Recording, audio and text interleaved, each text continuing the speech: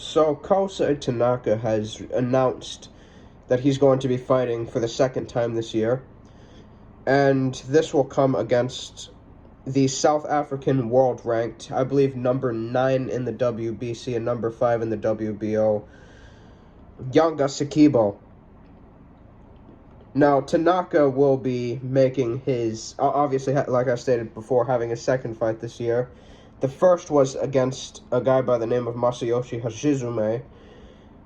His fight previous to that was December the 11th last year against Sho Ishida, and he's obviously going to be coming back, fighting for the third time within a year's time frame against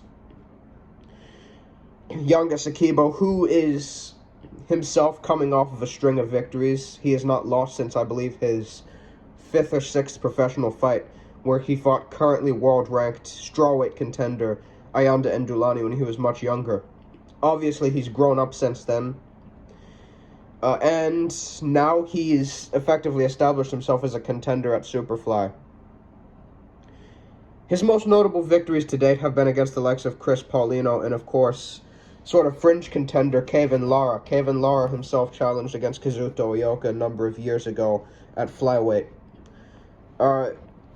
Looking at Yanga Sigqibo's skill set, Sigqibo is someone who, if you guys, pay attention to South African boxing, I do myself, you'll kind of understand that there tends to be a school of boxing that you would typically associate with the South Africans, and they tend to model themselves after a lot of the American fighters in regards to how they tend to like to box at long range. They like to use a lot of clinching, or at least many of them do, and many of them like to fight out of a shoulder roll. And Sigqibo likes to fight at long range. He uses the clinch a lot himself, and he's not super comfortable on the inside, and he likes to pot shot. However, he's not really someone who uses and puts the shoulder roll into effect pretty frequently. He's more accustomed to using the long guard.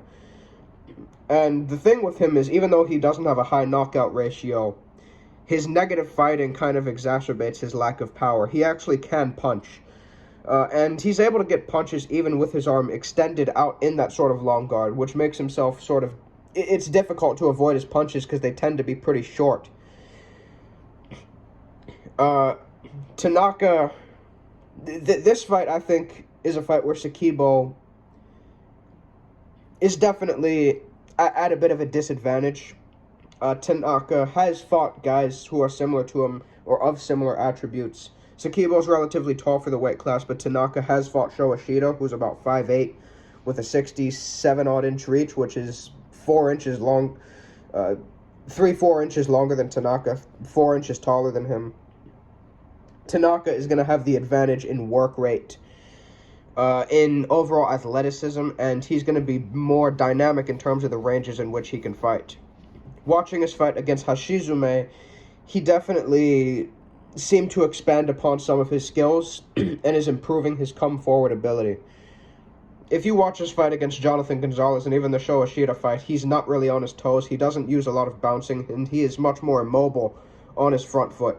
He tends to just walk forward and try to just outlast opponents and try to get on the inside and just, win exchanges by virtue of his hand speed and his physical strength and his explosiveness. But now in the Hashizume fight, since, going over to the Salas camp to get pointers, he seemed to improve his ability to track down opponents and work his way inside with those sort of bounce steps and move off the line and even change his lines of attack in terms of sidestepping, stepping in and out, making himself more unpredictable, and even luring opponents onto counter punches even on the front foot.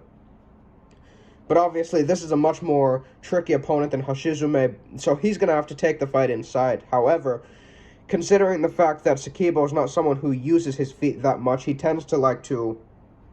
He's not someone who... Put it like this, he doesn't throw a lot of punches without his feet planted. He does need his feet planted to really throw shots or even put combinations together. So Tanaka, in my view, he's going to be able to get inside during the fight, and in my view, this should be a fight where he wins via work rate, maybe by late stoppage, because he might be able to overwhelm Sigqibo and Also, Sigqibo's not the best at defending the body. Even though he does use a long guard to keep opponents at bay, he tends to keep his long guard rather high. And so Tanaka's jab and straight right hands to the body, I think, should be effective weapons and should be able to disarm Sigqibo. But I do think it's a somewhat challenging fight, and he is going to definitely... It's definitely going to be a puzzle for him, as he's going to have to be able to track him down and be able to pin him on the ropes on a consistent basis. And I think it's going to be a huge proving ground for Sigqibo, who himself has been waiting on a title shot for a while. Was supposed to fight Nordino Bali last year until he pulled out and decided to fight his mandatory Nonito Donaire.